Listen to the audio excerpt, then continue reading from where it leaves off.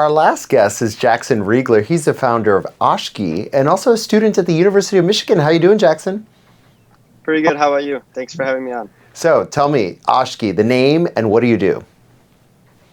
So Ashki is an apparel company, Ashki meaning fresh in Native American Ojibwa, and we turn plastic waste from the Great Lakes and other U.S. waterways into durable and sustainable clothing. So it was something that I started around 2 years ago, going into my senior year of high school. And from day one, we've pledged 5% of everything we make to nonprofits working to preserve the Great Lakes. Started kind of in recognition of Great Lakes budget cuts I was seeing. And so we now have pivoted into using all of this recycled plastic waste to create all of our clothing. I saw the resources available to me at the University of Michigan, and I was actually given a grant for $9,000 to work on this project this summer through an organization called Optimize. So is there a lot of plastic in Lake Michigan? Is it a real problem? Mm-hmm. Yeah, so it definitely is a huge issue. Around 22 million pounds of plastic waste enter the Great Lakes every single year. And so the Great Lakes act a little bit differently than your normal oceans do. Oceans have tides and currents, which in result, the plastic collects in these large garbage patches. But in the Great Lakes, they don't have these tides and the same currents. And so 90% of this plastic waste actually ends up on beaches. And in result of that, cleanup efforts on beaches.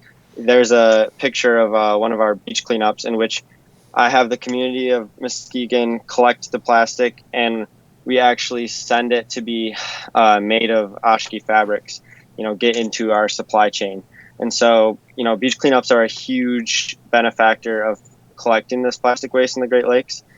And so, yeah, that's how we get the community involved and kind of show the importance of the Great Lakes overall. So tell me a little bit about the process of turning plastic into a t-shirt.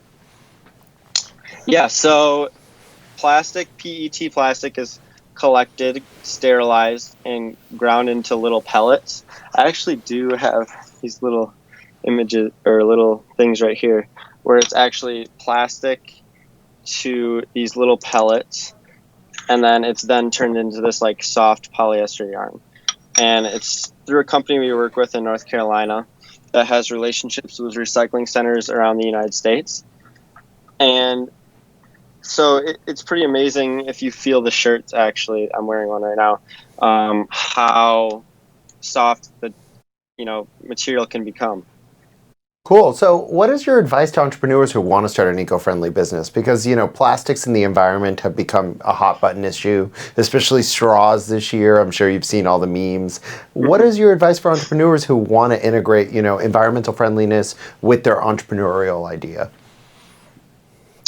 Yeah, so I think, for me, it was seeing the issue locally in my own community that's affecting people that I interact with every single day. Growing up in Muskegon, a small beach town on the west side, I saw the issue of plastic and also, having the government intervene into helping protect these Great Lakes. And so, I think you got to be able to kind of relate and have a passion for something. Seeing it firsthand certainly helps. And then there's so many ways to get involved, so I think, we like to get involved on the community side through our beach cleanups, but then also educating people as well. And so I think that's a really important part of eco-friendly businesses. You got to educate people on these issues and how to best solve it, because our customer base kind of gives us leverage to help educate people.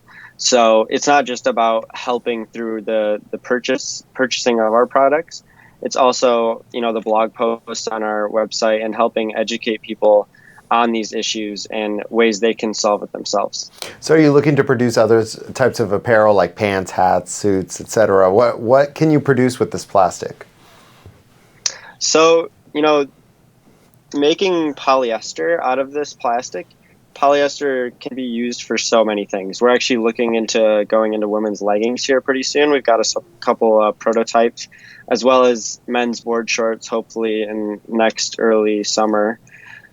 And so really anything that's polyester based, you'd be surprised how multifunctional polyester can really be. And with that, we've recently wrote a blog post on our thoughts on polyester and, really pushing the boundaries of creating more durable polyester that's not going to shed little fibers or anything, that's going to last, 50, 60 years. We want really to push the boundaries of the fashion industry. And, it's gotten so much worse, actually, the fashion industry since 2000. And so, someone has to step up in this community, in this industry, and I'm just looking to help with that. Well, Jackson, great idea, great business. Thanks so much for taking the time to speak with me today. Yeah, thanks, David, for having me on.